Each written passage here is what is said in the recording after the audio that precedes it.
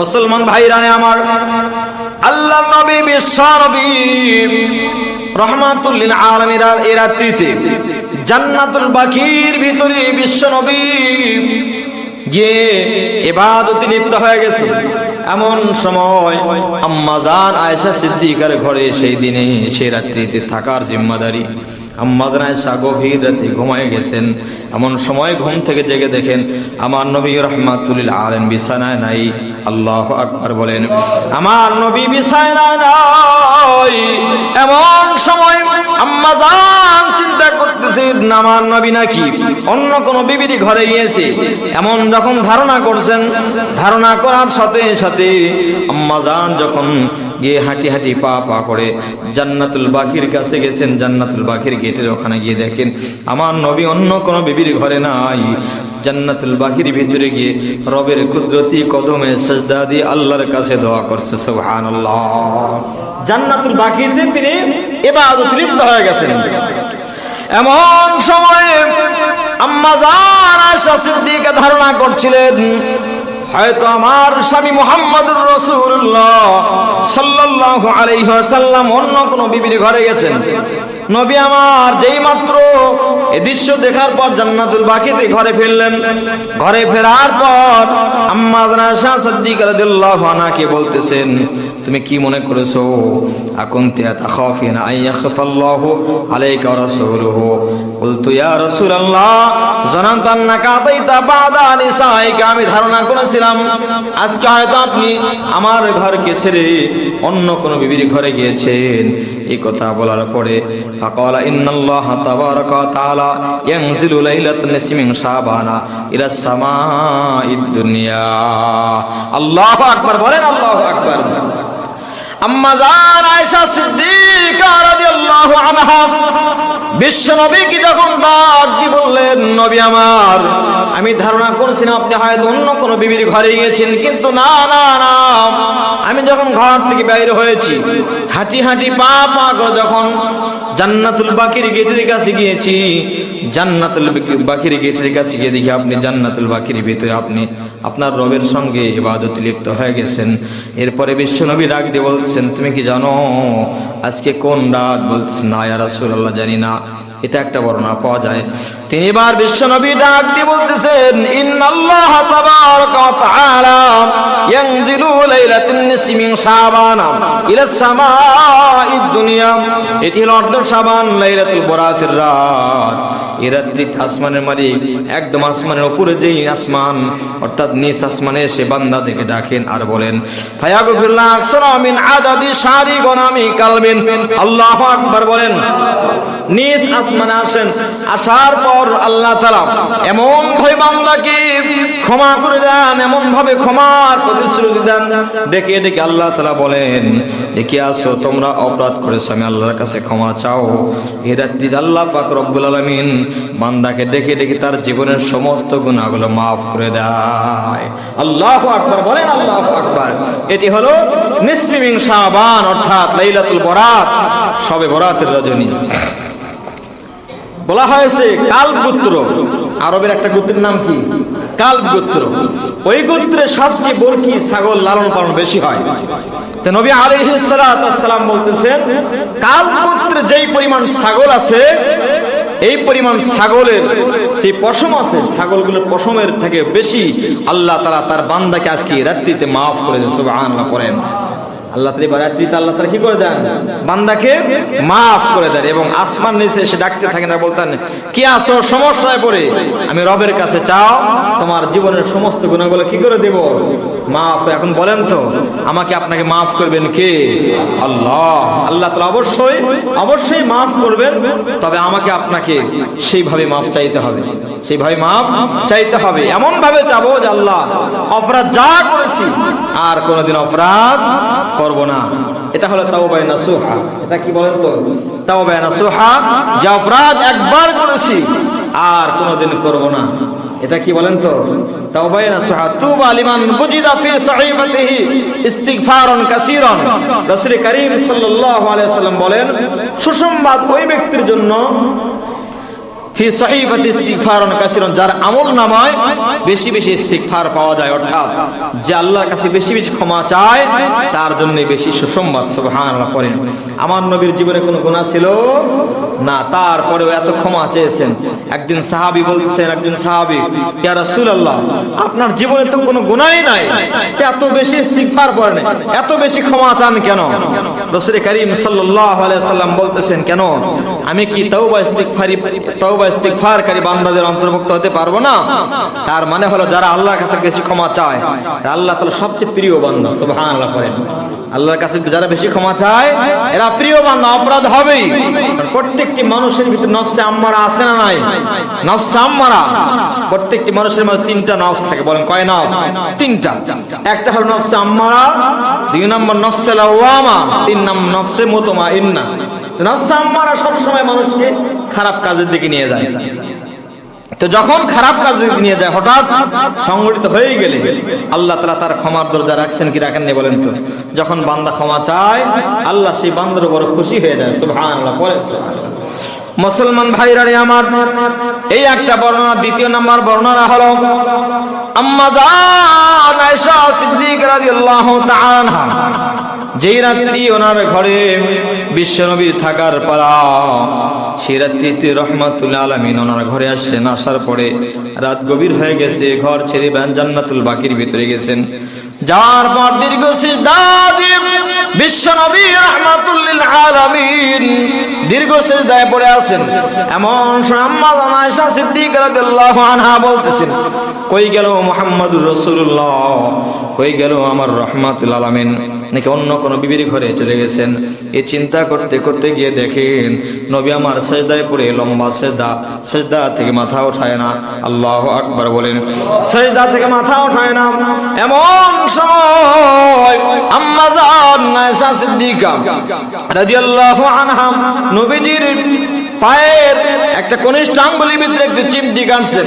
চিমটি কাটার সঙ্গে সঙ্গে নবী আমার একটু নাড়াচাড়া করেছেন। করার সঙ্গে সঙ্গে এবার আম্মা জান আয়েশা সিদ্দিকা ঘরে ফিরে চলে গেলেন। নবী আমার নামাজ শেষ করে বাসায় গেছেন। বাসায় যাওয়ার পরে দেখি বলতেছেন, আয়েশা, তুমি কি মনে করেছো তোমার হক নষ্ট করেছি? না, হক নষ্ট করে নাই। তুমি কি জানো আজকে কোন রাত? আজকে কোন রাত?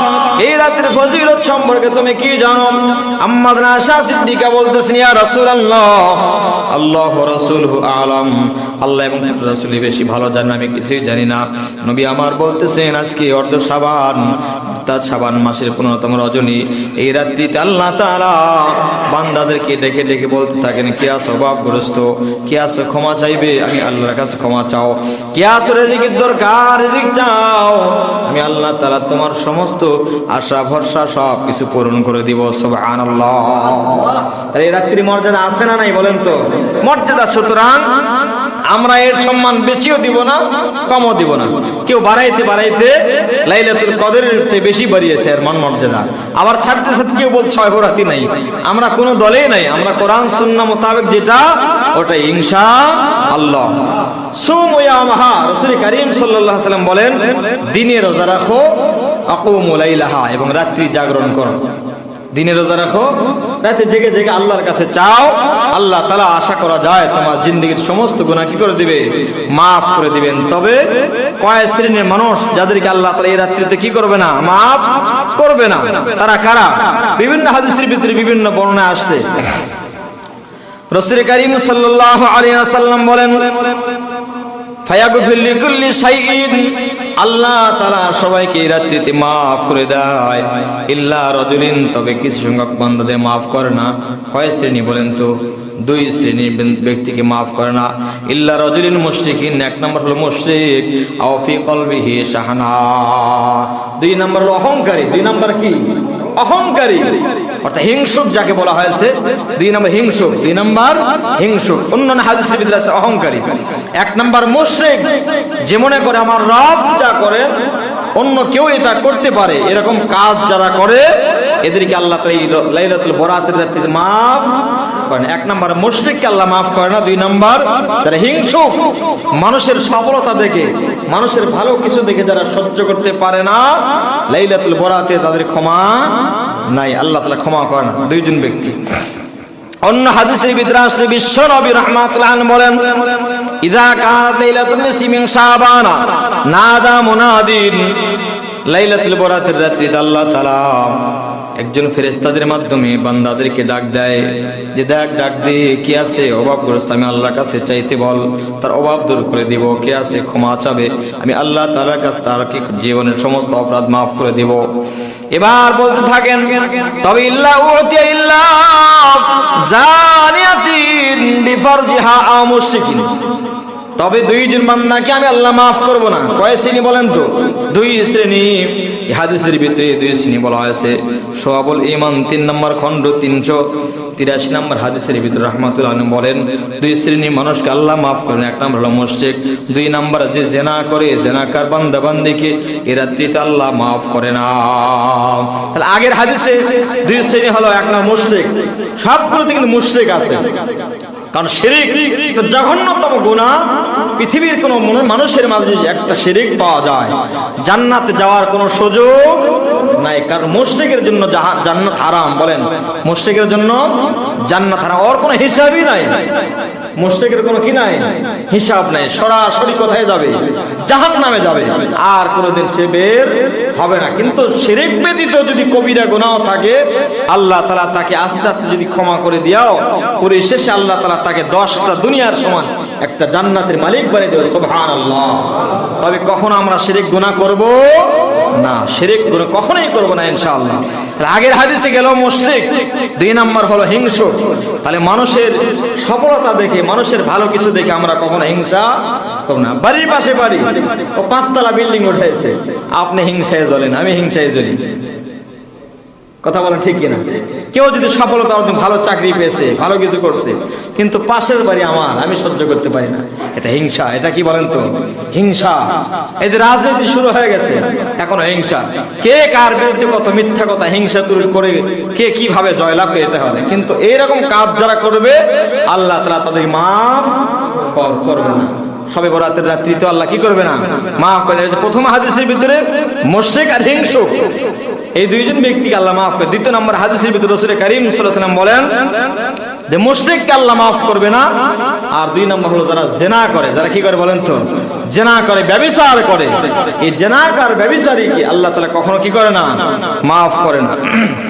মুসলমান ভাইরা রে আমার, তবে অন্য হাদিসের ভিতরে রাহমাতুল আলামিন বলেন 7 শ্রেণী 8 শ্রেণী মানুষকে আল্লাহ তাআলা ক্ষমা করে না। বলেন কয় শ্রেণী মানুষ? 8 শ্রেণীর মানুষকে আল্লাহ তাআলা ক্ষমা করে না।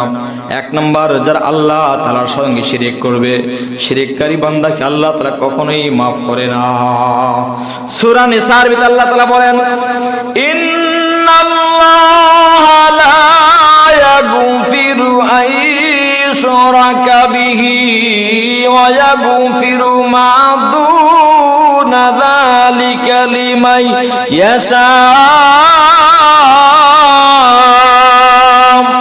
আল্লাহ তাআলা সূরা নিসার ভিতরে বলেন, পৃথিবীর কোন বান্দা যদি শিরকের মতো জঘন্যতম গুনাহ করে, আমি আল্লাহ তাআলা ওই গুনাহ মাফ করবে না, করব না। তবে শিরক ব্যতীত যত গুনাহ আছে, আমি আল্লাহ চাইলে তার জীবনের সমস্ত গুনাহগুলো মাফ করে দেব। কারণ হলো ইন্না শিরকা লা যুলমুন আযীম, শিরক হলো সবচেয়ে বড় জুলুম। কারণ শিরক কি? সবচেয়ে বড় জুলুম। এই জন্য জীবদ্দশায় কখনো যেন আমাদের জীবদ্দশায় একটা শিরকের গুনাহ না হয়। ইনশাআল্লাহ বলেন ইনশাআল্লাহ। শিরক কিন্তু আবার ছোট্ট থেকে ছোট্ট কাজের মাধ্যমে শিরক, বলেন ছোট্ট থেকে ছোট্ট কাজের মাধ্যমেও শিরকের মতো জঘন্যতম গুনাহ ঘটে যায়। এজন্য খুব সতর্ক থাকা দরকার। এজন্য কিছু কিছু বই পাওয়া যায়, কিতাব পাওয়া যায়, যেগুলো শিরক কি কি, কবিরা গুনাহ কি কি, এর একটা লিস্ট থাকে। এজন্য বইগুলো বাংলায় কিনে দিবেন, লাইব্রেরিতে গিয়ে বলবেন যে এরকম কবিরা গুনাহ বই আছে, শিরক কি কি, এই গুনাহের যে ধারাবাহিকতা একটা সিরিয়াল নাকি বই পাওয়া যায়, এই বইগুলো কিনে নেবেন, যে জীবদ্দশায় যেন আপনার আমার আমল নামায় কখনো শিরকের গুনাহ না ঢোকে, এভাবে চেষ্টা করবেন ইনশাআল্লাহ। এক নম্বর বলতেছিলাম, এজন্য লোকমান হাকিম উনি তার সন্তানকে ডাক দিয়ে বলতেছেন, উনি একজন কেউ কেউ বলেছেন পয়গম্বর ছিলেন, আবার কেউ কেউ বলেছেন পয়গম্বর নয়, তবে আল্লাহ তাআলা বিশেষ বান্দা। সন্তানকে ডাক দিয়ে বলতেছেন, ইয়া বুনাইয়া লা তুশরিক বিল্লাহ, হে সন্তান কখন আল্লাহর সঙ্গে শিরক করবে না। ইন্না শিরকা লা যুলমুন আযীম, কারণ হলো শিরক সবচেয়ে বড় জুলুম। শিরক সবচেয়ে বড় জুলুম। এজন্য আমরা অনেক সময় অনেক কিছুই চাই, আল্লাহ কি বাদ দিয়ে মাজারে গিয়ে চাই, আছে না নেই বলেন তো? খবরদার এমন কাজ কখনো করব না ইনশাআল্লাহ। আমরা চাবো কার কাছে? আল্লাহ তাআলার কাছে, কারণ আল্লাহ ছাড়া আর কেউ কোনো কিছু আপনাকে দিতে পারবে না। সব সময় আল্লাহর তাআলার কাছে ছোট হন, চাওয়ার দরকার হয় 2 রাকাত নামাজ পড়ে রবের কাছে চান, সব কিছুর ফয়সালা আল্লাহ তাআলা করে দিবেন ইনশাআল্লাহ। 1 নাম্বার বললাম শিরকের গুনাহ, মুশরিককে আল্লাহ মাফ করবে না। 2 নাম্বার হিংসুক যারা মানুষকে হিংসা করে এদেরকে মাফ করবে না। 3 নাম্বার যারা মানুষকে অন্যায়ভাবে হত্যা করে এদেরকে কখনোই আল্লাহ তাআলা ক্ষমা করবে না। তাহলে মানুষকে যারা হত্যা করে, কয় নাম্বার বলেন তো? 3 নাম্বার, যারা মানুষ হত্যা করে, খুন করে, গুম করে, আল্লাহ তাআলা তাদেরকে ক্ষমা করবে না। 4 নাম্বার ব্যভিচারিণী মহিলা, অর্থাৎ মহিলা ক্ষেত্রে আসছে, এরপরে আবার পুরুষের ক্ষেত্রে আসছে। জিনা ব্যভিচার যারাই করবে লাইলাতুল বরাতের রাত্রিতে আল্লাহ তাআলা তাদের ক্ষমা করবে না।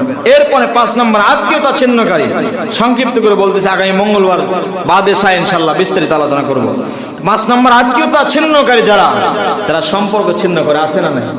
আপন ভাইয়ের সঙ্গে বছরের পর বছর চলে যায়, কথা হয় না। একটু অর্থ সম্পদ বা হিসাব নিকাশ সম্পদ নিয়ে একটু বাজাগোজা বা পারিবারিক ভাবে কোনো সমস্যার কারণে যদি বাজাগোজা হয়, দেখা যায় বছরের পরে বছর চলে যায়, কিন্তু ভাই তার ভাইয়ের সঙ্গে কথা নাই। এরকম ঘটনা ঘটে কিনা বলেন তো? এই জন্য যারা আত্মীয়তা ছিন্ন করে, ভাই হয়ে বোনের খবর নেয় না, বোনে যে জমি চাবে সে তো জমি পাবে, বাপের হক অংশীদার যেটা, এটা দেওয়ার ভয়ে ভাই তার বোনের বাসায় যায় না, বোনের সঙ্গে কথা বলে না। এরকম আত্মীয়তা যারা ছিন্ন করে, আত্মীয়তা ছিন্নকারী বান্দাকে আল্লাহ তাআলা লাইলাতুল বরাতে মাফ করবে না। এরপরে 6 নাম্বার হলো লুঙ্গি প্যান্ট, এগুলো টাকনুর নিচে না পরা। যারা লুঙ্গি প্যান্ট টাকনুর নিচে পরে আল্লাহ তাআলা তাদের ক্ষমা করবে না। এটা কারণ কি? কারণ হলো যারাই লুঙ্গি এবং প্যান্ট টাকনুর নিচে পরে, এটা অহংকার বশতে পরে। কিসের বশতে বলেন তো? অহংকার বশতে পরে। অহংকারের চাদর একমাত্র কার? আওয়াজ করে বলেন না, আল্লাহর। অহংকারের চাদর নিয়ে কেউ যদি টানাটানি করে, আমার আল্লাহ এটা সহ্য করতে পারে না। এই জন্য আমরা এই কাজ করব না। 7 নাম্বার পিতা মাতার অবাধ্য সন্তান, যারা মা বাবার অবাধ্য সন্তান আছে, মা বাবার খোঁজ খবর নেয় না, ভালো খাবার খায় না, খরচ দেয় না, দেখতে পারে না, পিতা মাতার খোঁজ খবর নেয় না, এমন সন্তানকে আল্লাহ তাআলা এই রাত্রিতে মাফ করেন। কারণ পিতা মাতা কত বড় নিয়ামত, এটার আপনাদেরকে বুঝাই বলা সম্ভব নয়। বহুত বড় নিয়ামত। আপনার জীবনের সফলতার কাঠি হইতে পারে মা বাবার দোয়া। এটা হয়তো গ্রামের সহজ সরল মা বাবা, কিন্তু এনাদের দোয়া এত গুরুত্বপূর্ণ। আপনার সামান্যতম ছোট্ট কোনো কাজের মাধ্যমে খুশি হয়, এটা হইতে পারে আপনার জীবনের সবচেয়ে বড় সফলতার চাবিকাঠি। সুবহানাল্লাহ বললেন না? মা বাবাকে যারা কষ্ট দেয়, আল্লাহ তাআলা তাদের কি করবে না? ক্ষমা করবে না এই রাত্রিতে। 8 নাম্বার শরাব, যারা শরাব পান করে, মদ পান করে, মদ খায়, ইয়াবা খায়, গাঁজা খায়, এরকম ব্যক্তিকে আল্লাহ কি করবে না? মাফ করবে না। আল্লাহ তাআলা আমাদের সকলকে যে কথাগুলো বললাম আমল করার তৌফিক দান করুন। আল্লাহুম্মা আমিন।